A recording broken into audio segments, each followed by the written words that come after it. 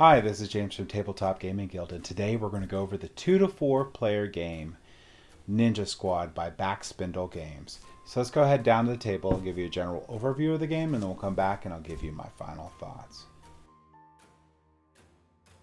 Okay, so this is going to be the initial setup of Ninja Squad for a cooperative game. Now we're going to go over just the basic rules here. So this is just an overview. This is not going to be all the rules, but this is going to give you a general good idea of how to play. So we're going to start off saying this is going to be the general setup. And there's going to be two different modes to this game. There's going to be cooperative game and the Dawn Escape, which is going to be, if you flip these boards, there's a light side of the board, which is a competitive player versus player game, where you're racing to be the first one to the other side of the board and out. In the cooperative game, you're trying to make it to the palace down there to take out the big bad boss. And that is the goal of the cooperative one. Now, I will say that there's a really cool, really well done supplemental, little supplemental rules to change the light side of the board to a cooperative mode. I really like this. I'm not going to go over this one so much right now. I might do a future video on this one, but just know that this exists so you can do cooperative on the light side too. And it was really well done. I liked it a lot. So like I said, this is going to be the general setup of the game. Now we'll just go over a couple different components here. We might zoom into the board here in a second, but you can just see how long the board is, and you're trying to move all the way across it to the end. So one other thing I was going to point out right before we zoom in is that you also start the game with these really cool little miniatures, so each player is going to pick one of them. So let's go ahead and zoom in a little bit here, and I'll show you the gameplay. Okay, so let's go over some components, and then we're going to do the gameplay.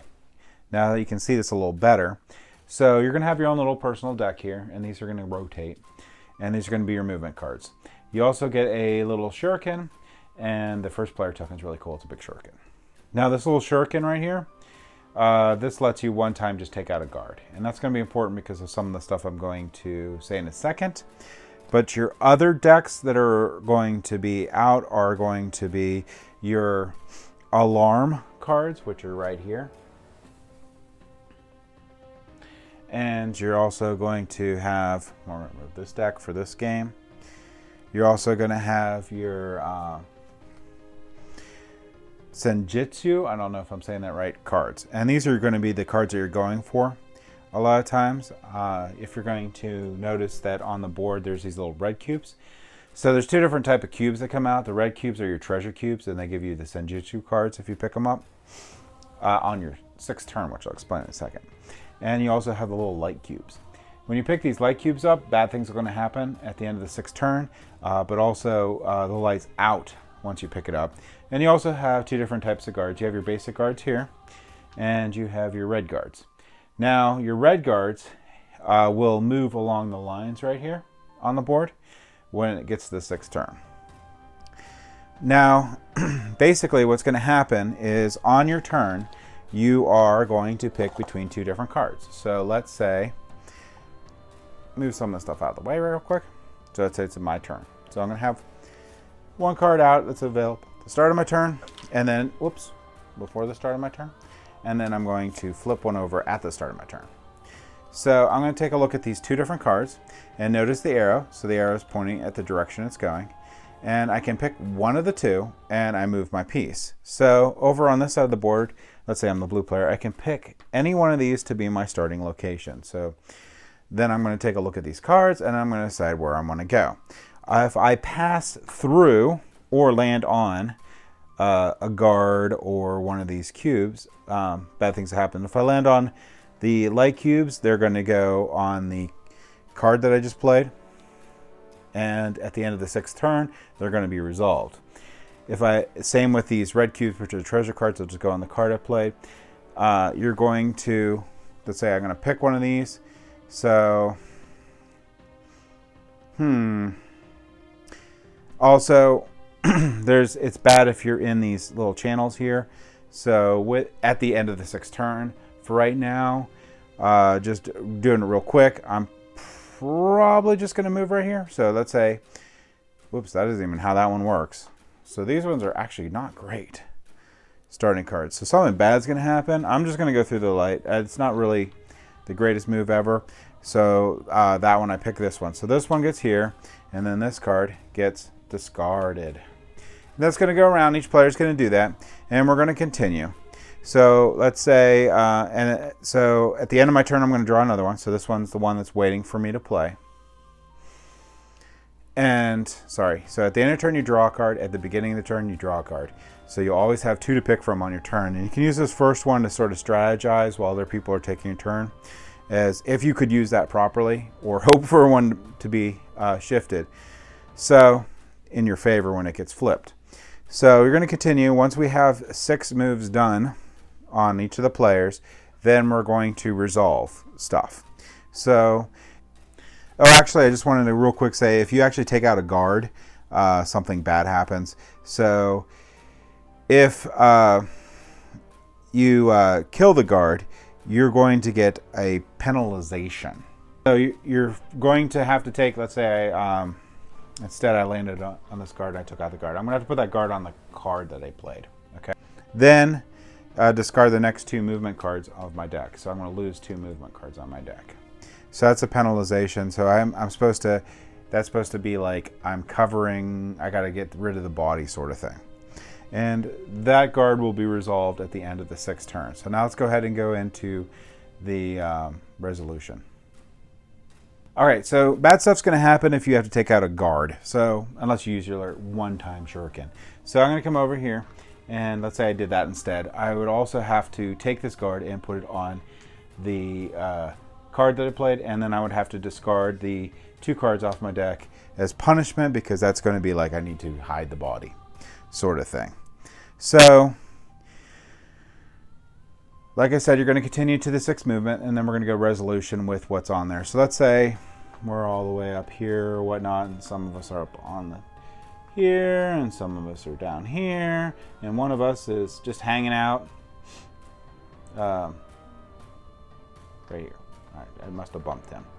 So it's hanging out like on the ground. Okay, so let's go ahead and go over what happens now. All right, so the first thing that's going to happen is this alarm's going to go up 6 spaces, and on a 4-player game, our alarm going to 25 ends the game. So we're going to try to make it before that happens. You're going to take resolve the cubes on your card. So let's say I have a red cube. If I have a red cube, then I get to draw one of these cards and hold on to it. And some of them are one time, or actually I think all of them are one time. And this one here is pretty nice because I could use the blowgun and wipe out one of the guards in this, if I'm in this pattern, if they're in this pattern here, one time, which is really good. So for the red cubes, they give you the nice cards. The white cubes are going to spawn more guards, and how you're going to do that is you're going to take how many white cards you had. So let's add a couple. And I'm going to take the lead ninja, which is here. And the next tile over here, I'm going to go about 3 inches above the board and drop the pieces and stand them up to wherever the closest alleyway is. So that's going to be spawning the guards. Now the other thing that can happen is you could have guards on your cards, and then you're going to resolve some bad stuff there. So you will actually draw some of these alarm cards, and they do various negative things on here. This one removes a movement card, so there's really nasty things can happen on that. The other thing that's going to happen too is if you're caught out in the open, you're like I'm on the alleyway here, you're going to raise the alarm. And again, if the alarm gets, this alarm here gets all the way to 25 in a 5 or 4-player game, the game immediately ends and you lose. So you're basically going to then reset. You're going to keep on going, and you're going to try to reach the palace here, or the palace down at the end. In a nutshell, that's the game. Like I said, there's the cooperative version and competitive version. The competitive version, you're just trying to be the ninja that makes it to the end.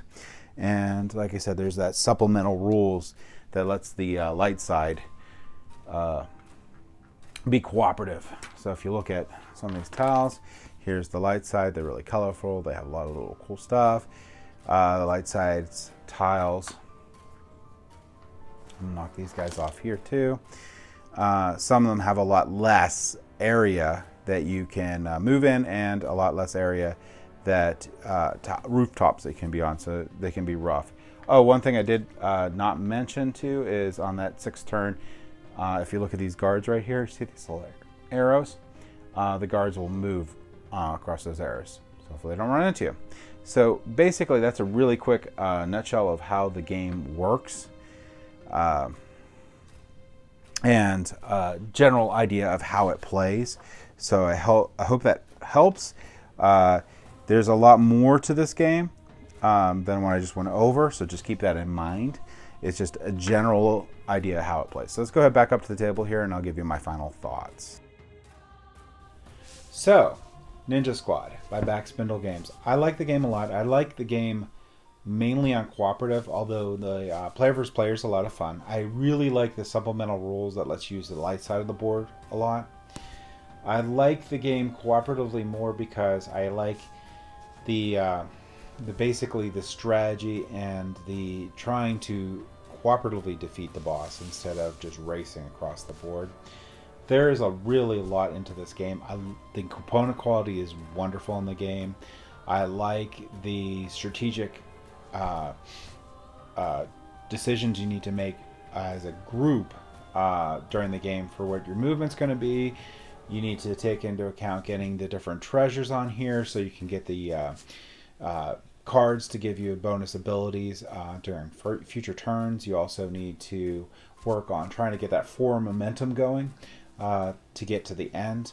I will say that the game has some luck to the cards that you flip, obviously because they're random, but you will rotate those decks, so if you don't have enough forward momentum, you'll get it eventually. So you have to keep that in mind when you're playing. If someone has a lot of those, they need to keep moving, and you'll eventually get that and go. The game is very fast, which is another nice thing too. Gameplay goes really quickly in the game. I like the one-time use shurikens on there. They really help out because if you get stuck or if you can one time you just take out a guard, not worry about it with a shuriken. I like that a lot. There's a lot to love in this game. If you like the ninja theme and you're looking for like and the competitive side is good with this too. But I'm saying if you're looking for a cool cooperative game, I would highly recommend checking out Ninja Squad. It's really good in that area. And the supplemental rules really are really nice for the light side board, which is harder. And the player versus player one is cool too. You may want to check that one out for a lot of the different things you can do. Take that to the other players, and I think that that if you like competitive style games that are fast, fun, and have take that, you may want to take a look at this too. But like I said, it does shine best, for me at least, in with the cooperative version. So that is my thoughts on Ninja Squad by Backspindle Games. Thank you for watching.